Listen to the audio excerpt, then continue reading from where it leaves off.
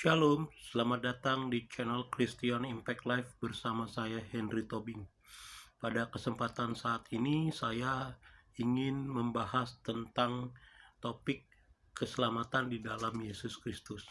Sebelum saya memulai, saya menghimbau teman-teman semua untuk mengambil pulpen dan mencatat ayat-ayat yang akan saya sajikan. Saya mohon segera dicatat, nanti dibaca lagi sesudah mendengar sharing ini, direnungkan supaya lebih memahami. Jadi ayat-ayat yang saya sampaikan tolong dicatat kembali dan dipelajari. Dan saya berdoa siapapun yang mendengar ulasan ini akan diberikan hikmat kepada Tuhan untuk memahami dan dimampukan untuk mengerti dan melaksanakan firman. Dan saya harap biarlah hidup kita menjadi tanah yang subur. Pada saat firman ini ditaburkan, biarlah tumbuh berbuah dalam kehidupan kita. Amin. Dan saya harap jika minimum yang memberkati teman-teman, mohon di-share ke teman-teman yang lain dan juga bisa di-like, subscribe sehingga teman-teman bisa mendapat materi-materi yang akan muncul berikutnya. Nah, sekarang kita masuk ke topik keselamatan di dalam Yesus Kristus. Banyak pertanyaan-pertanyaan dari banyak orang, apakah orang Kristen itu pasti masuk surga? Pertama, apakah hanya lewat Yesus keselamatan itu? Jadi dari yang lain tidak bisa masuk ke kerajaan surga kecuali lewat Yesus. Terus apakah orang Kristen bisa masuk neraka? Apakah orang Kristen itu pasti masuk surga? Tidak mungkin masuk neraka. Atau ada peluang orang Kristen masuk neraka? Nah, topik ini yang akan kita bahas. Nah, selanjutnya saya akan membahas 4 hal. Satu, apakah keselamatan itu hanya lewat Yesus? Yang kedua, bagaimana konsep keselamatan dalam iman Kristen? Yang ketiga, syarat mengikuti Yesus agar bisa selamat. Yang keempat, apa yang menyebabkan orang Kristen itu bisa masuk neraka? Nah, topik ini akan kita bahas. Pertama, keselamatan apakah hanya lewat Yesus?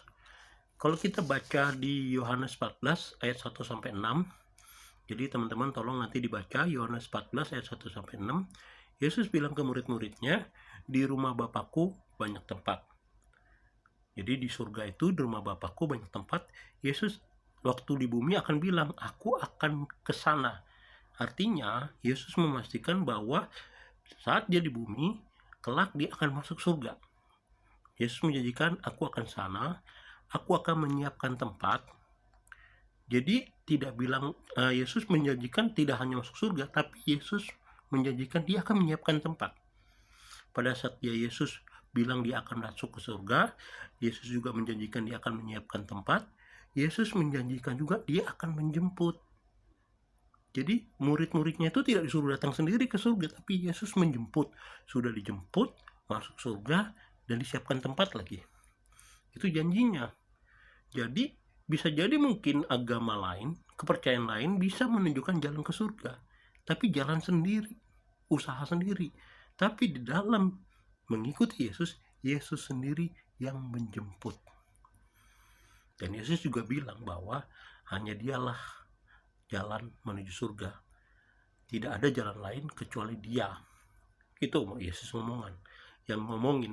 Artinya memang menurut Alkitab hanya lewat Yesuslah jalan keselamatan menuju surga. Mohon maaf, itu kata Alkitab. Jadi jalan lain tidak mungkin.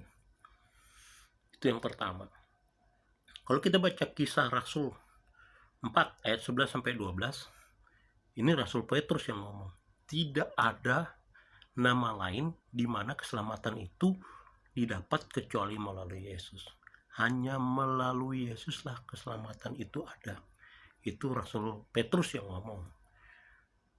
Terus kalau kita baca di Wahyu 20 ayat 11 sampai 15, pada pengadilan akhir nanti dunia diadili, Yesusnya jadi hakim. Yesus akan menjadi hakim yang menentukan manusia itu masuk surga atau tidak. Itu Yesus.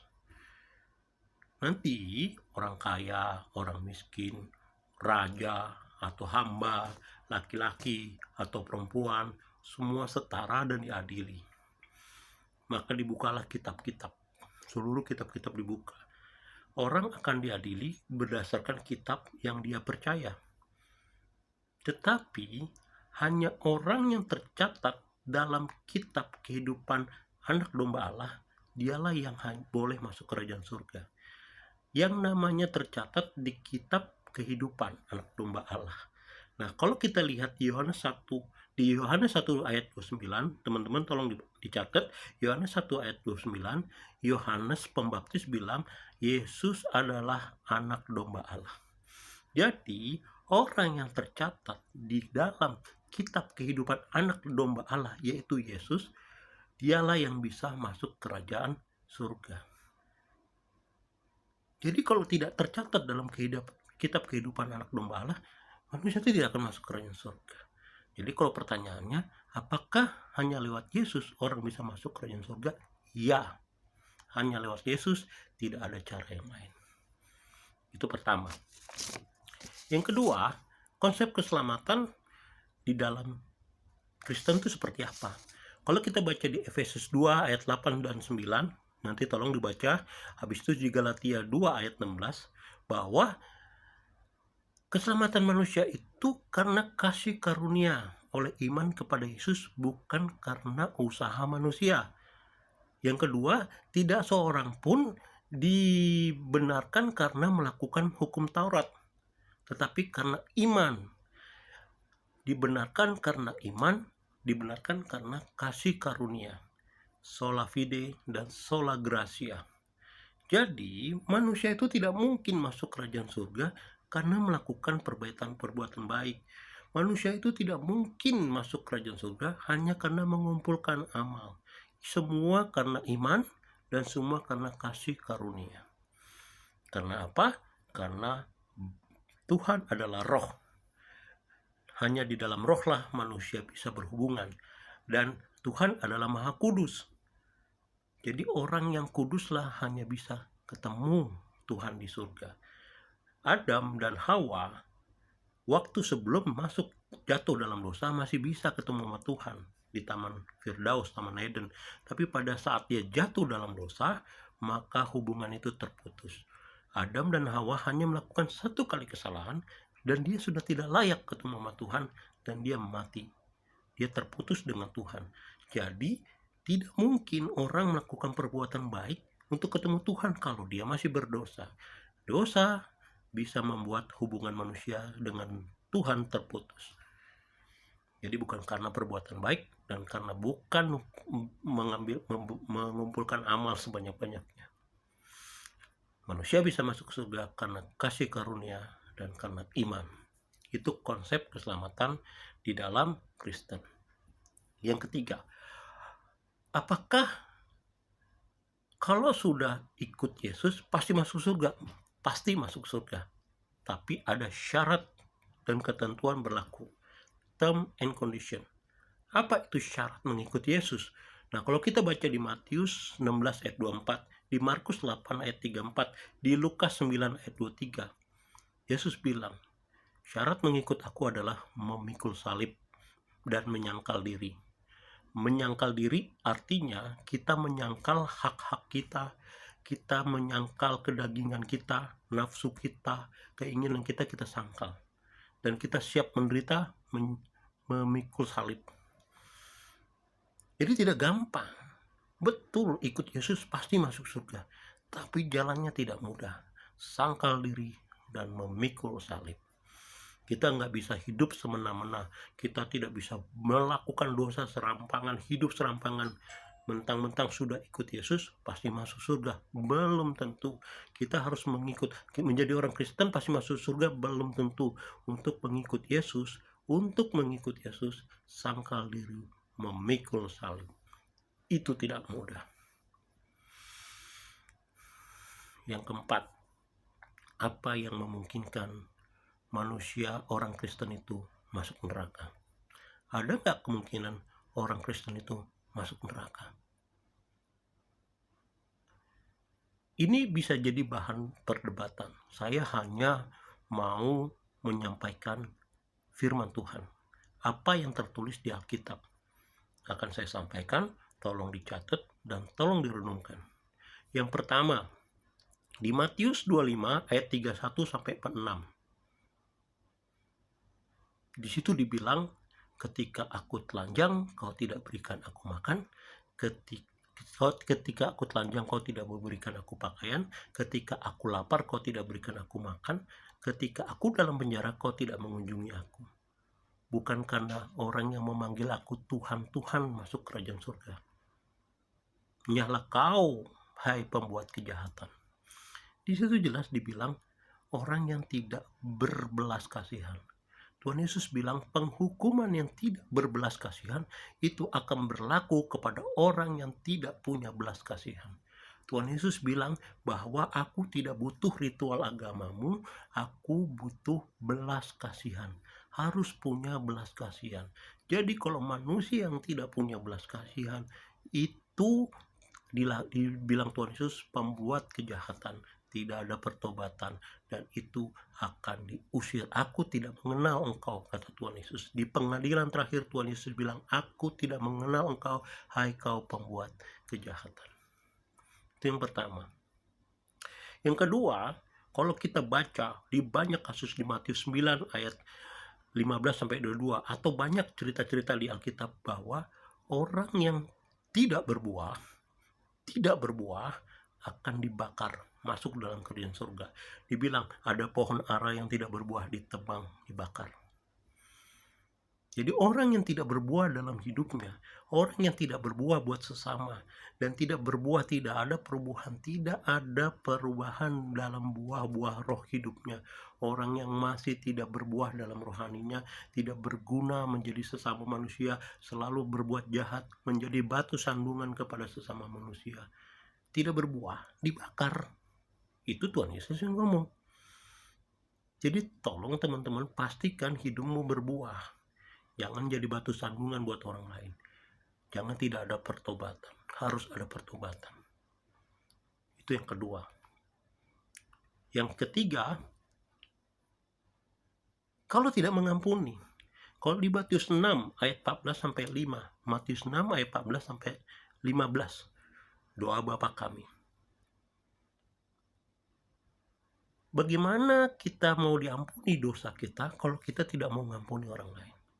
Hukum Taurat intinya bilang, jika kalau kau ingin dilakukanlah kepada orang lain apa yang ingin orang lain lakukan kepadamu. Kalau kau ingin diampuni, ampunilah dosa orang lain. Nggak mungkin kau mau diampuni kalau engkau tidak mau mengampuni dosa orang lain.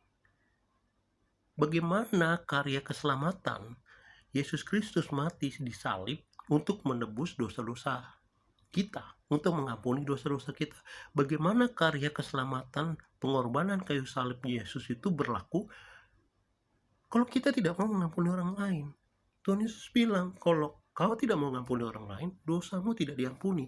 Artinya pada saat dosa kita tidak diampuni, maka karya keselamatan Yesus dengan pengorbanannya di kayu salib itu tidak berlaku buat orang yang tidak mau mengampuni dosa orang lain. Jadi hati-hati, saudara-saudara, teman-teman, ampunilah dosa orang lain. Karena pada saat kau tidak mau mengampuni dosa orang lain, maka dosamu tidak diampuni. Pada saat dosamu tidak diampuni, apakah karya keselamatan Yesus di kayu salib itu berlaku buat engkau yang tidak mau mengampuni dosa orang lain? Itu yang ketiga. Yang keempat, mendukakan Roh Kudus. Ayat Alkitab mengatakan ada dosa yang tidak bisa diampuni. Ada dosa yang tidak bisa diampuni, yaitu mendukakan Roh Kudus. Jika kita lihat di Efesus 4 ayat 30-31, di Matius 12 ayat 22-33, di Markus 3 ayat 29. Kalau lihat di perikopnya bahwa Yesus tuh lagi bercerita, dia lagi mengusir setan. Habis itu orang Farisi bilang, kau bersekutu dengan Beelzebub. Tuhan Yesus bilang, aku mengusir setan dengan karya Roh Kudus. Kau menuduh aku bersekutu dengan iblis, Beelzebub. Itu artinya kau mendukakan Roh Kudus. Ini di konteks di Alkitab. Artinya, teman-teman, mendukakan Roh Kudus adalah pada saat kita menuduh orang yang bekerja berdasarkan Roh Kudus, tapi kita tuduh dia bersekutu dengan iblis, dan itu mendukakan Roh Kudus. Ini sesuai konteks cerita. Jadi hati-hati, jangan sampai hidup kita mendukakan Roh Kudus, karena menurut Alkitab itu adalah dosa yang tidak bisa diampuni. Jadi ada 4 hal yang memungkinkan manusia, orang Kristen, bisa masuk neraka. 1, yaitu karena tidak punya belas kasihan. Yang kedua, hidupnya yang tidak berbuah. Yang ketiga, orang yang tidak mengampuni dosa kesalahan orang lain. Yang keempat, yang mendukakan Roh Kudus. Saya harap teman-teman membaca sekali lagi firman-firman yang saya sampaikan, mohon direnungkan.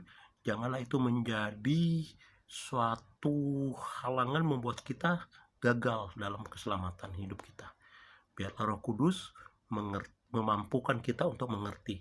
Tidak ada salahnya kita menghindari dari 4 dosa ini, kesalahan ini. Tolong kita hindari supaya kita benar, hidup kita benar, tidak serampangan, dan keselamatan itu sudah kita pegang, jangan sampai terhilang.